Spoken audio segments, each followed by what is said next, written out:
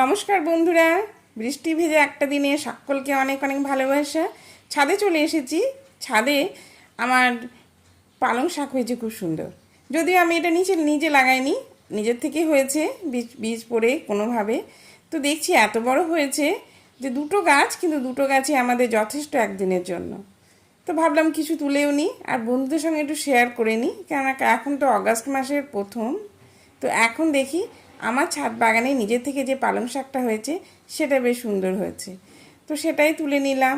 আরও কিছু কিছু বৃষ্টির জল পেয়ে গাছগুলো ভীষণ বড় হয়ে গেছে। আর এর মধ্যে কোনো কিছুই আমার দেওয়া নেই, কোনো যত্নই করিনি। কিন্তু এবছর এত বেশি বৃষ্টি হচ্ছে যে আমার ছাদ বাগান একদম সবুজ। কিছু কলমি শাকও এখানে আছে, দুটো একটা কলমি শাকও নিয়ে নিলাম এর সঙ্গে। তাহলে আজকে আমার ছাদ বাগান থেকে পালং শাক কলমি শাকই রান্না হবে। তোমাদের আমার ছাদ বাগান কেমন লাগলো, কলমি শাকগুলো কেমন লাগলো অবশ্যই কমেন্ট করে জানাবে। অনেক অনেক ভালোবাসা, অসংখ্য ধন্যবাদ।